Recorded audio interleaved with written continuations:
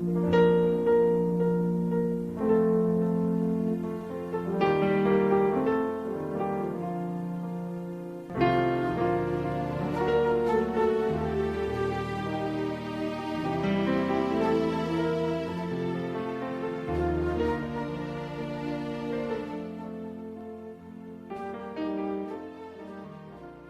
saludo desde San Sebastián de Las Vegas del Pepino. Le habla Miguel A. Cabán Ríos. Y hoy presentaremos el tema que lleva como título La Iglesia Verdadera de los Últimos Días. Una de las características de la Iglesia verdadera es su universalidad. Cristo dijo: y será predicado este evangelio del reino en todo el mundo para testimonio a todas las naciones, y entonces vendrá el fin. San Mateo 24:14. El hecho de que la iglesia sea universal no quiere decir que sus miembros sean una mayoría. ¿Y por qué decimos esto? Porque nuestro Señor Jesucristo declaró lo siguiente: entrad por la puerta estrecha, porque ancha es la puerta y espacioso el camino que lleva a la perdición, y muchos son los que entran por ella. Porque estrecha es la puerta y angosto el camino que lleva a la vida, y pocos son los que la hallan. San Mateo 7, 13 y 14. Porque muchos son llamados, mas pocos escogidos. San Mateo 20, 16. Como dijera un autor, en comparación con los que están en el error, la verdadera iglesia es un grupo minoritario. Dice Teófilo Gay, la iglesia romana, para demostrar que ella es la verdadera iglesia de Cristo, afirma que ella es antigua, la más antigua de las iglesias cristianas. Las otras iglesias cristianas, según ella, son recientes porque nacieron después. Algunos religiosos sostienen: esta es la verdadera iglesia, este es el verdadero camino. Otros, en cambio, dirán: no, este es el camino. Pero ¿qué dice el gran maestro de los maestros? Yo soy el camino y la verdad y la vida. Nadie viene al Padre sino por mí. Según San Juan 14:6. Los protestantes, dicen los sacerdotes, nacieron con Lutero. ¿Dónde estaban antes ellos? La iglesia romana, en cambio, data desde el primer siglo. Este argumento especioso o engañoso puede turbar a más de uno. Vamos a examinarlo. La antigüedad de un sistema no prueba de por sí la divina autoridad. Los fariseos apelaban al antiguo uso del divorcio, pero Jesús les dijo: mas al principio no fue así. Los judíos decían acerca de la doctrina de Cristo: ¿qué nueva doctrina es esta? Los samaritanos pretendían que adorar a Dios en el monte Gerizim era de más antigüedad que en Jerusalén. Los judíos acusaban a San Pablo de ser jefe de una nueva secta. Los atenienses llaman nueva doctrina la que el apóstol predicaba. Los paganos de los primeros siglos se vanagloriaban de la antigüedad de su religión en relación a la del cristianismo. San Agustín le contestó: ¿acaso la antigüedad vale más que la verdad? Si así fuese, los asesinos, adúlteros, ladrones y todos los malhechores podrían justificar y defender sus hechos porque son cosas antiquísimas que se cometieron desde el principio del mundo. La antigüedad en sí no es, por lo tanto, criterio de la verdadera iglesia. La iglesia papal, tal cual ahora es, no es antigua. Una buena sociedad antigua puede degenerar en su origen y entonces deja de ser una sociedad antigua primitiva. Es una novedad. Este es el caso de la iglesia de Roma. El apóstol Pablo hizo la siguiente declaración: nadie os engañe en ninguna manera, porque no vendrá sin que antes venga la apostasía y se manifieste el hombre de pecado, el hijo de perdición. Segunda epístola a los Tesalonicenses, capítulo 2, verso 3. La palabra que en este texto se traduce como pecado en el original griego es anomias. Cuando Pablo habla del hombre de pecado, se refiere al hombre transgresor de la ley de Dios. Leo en 1 Juan 3:4, pues el pecado es infracción de la ley. En este texto la palabra anomia se tradujo como infracción de la ley. Según el apóstol Pablo, la apostasía tendría lugar cuando la respuesta la encontramos en Hechos 20:29, porque yo sé que después de mi partida entrarán en medio de vosotros lobos rapaces que no perdonarán al rebaño. La apostasía ya existía en los días de Juan, pero se desarrolló en forma especial a partir del origen del cuerno pequeño del capítulo 7 del libro de Daniel, el hombre de pecado. En Daniel 7:7 se presenta proféticamente al imperio romano bajo el símbolo de una cuarta bestia espantosa y terrible. Este imperio comenzó con la caída de Grecia en el año 168 antes de Jesucristo y terminó en el 476 después de Jesucristo. Según la descripción que se le presentó al vidente Daniel, esa cuarta bestia tenía 10 cuernos. ¿Qué significan los 10 cuernos en la cuarta bestia?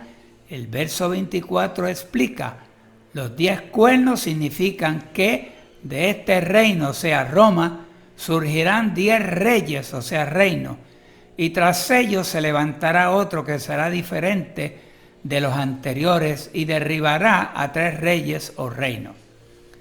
Babilonia, Medo-Persia, Grecia y Roma tuvieron un trágico derrumbe. Sabemos cómo las tribus bárbaras del norte de Europa invadieron a Roma, siendo el imperio fraccionado en 10 reinos por los siglos IV y V de Jesucristo. Citamos los siguientes pensamientos del libro titulado La Bestia y el 666. Al examinar el origen del cuerno pequeño, nos damos cuenta de que iba a surgir de la cuarta bestia, es decir, del imperio romano, según Daniel 7, 7 y 8. Por lo tanto, este no puede representar a Antíoco IV Epífanes, quien fue un gobernante en el siglo II antes de Cristo y perteneció a una de las 4 divisiones del imperio griego. Tampoco puede ser el cruel Nerón, porque éste gobernó Roma en el siglo I, 400 años antes de dividirse el imperio romano. El cuerno pequeño comenzó a subir como muy inofensivo, humilde, pero llegó a ser más grande que todos los otros y con mayor influencia, poder y dominio. El cuerno pequeño iba a subir entre ellos, según Daniel 7:8.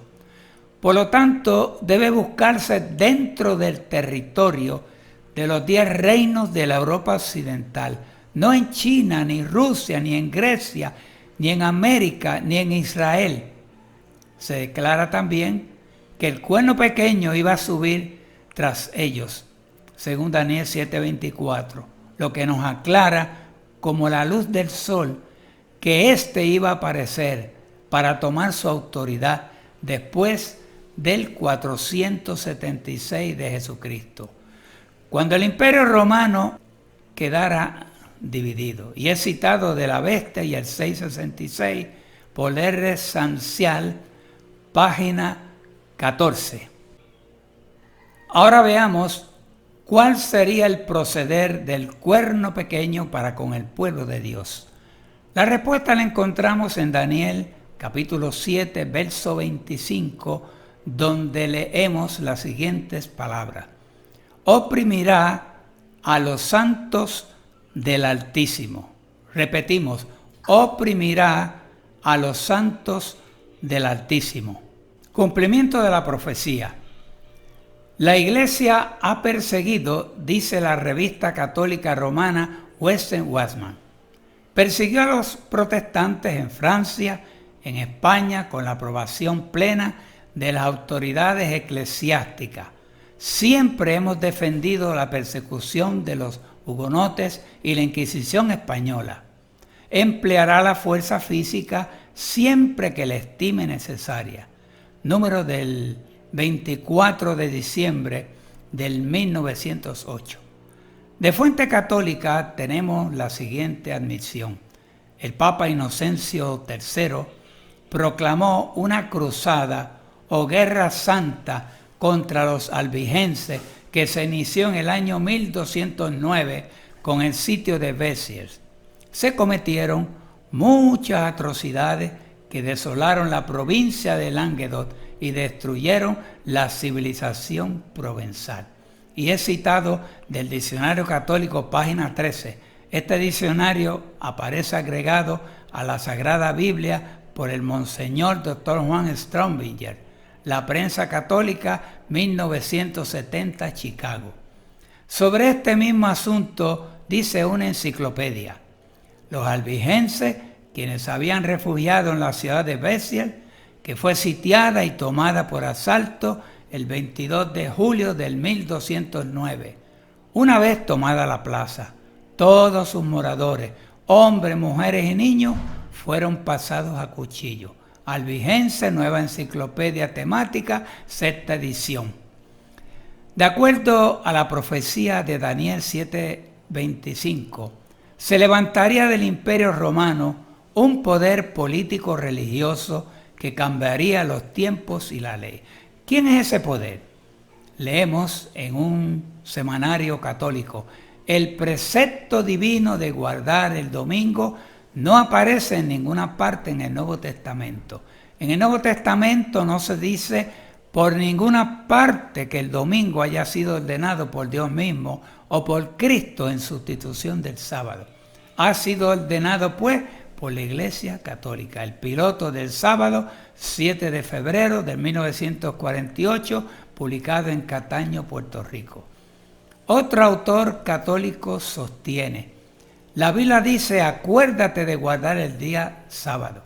La Iglesia Católica dice, no, en virtud de mi poder divino yo anulo el día sábado y ordeno que guarde como santo el primer día de la semana.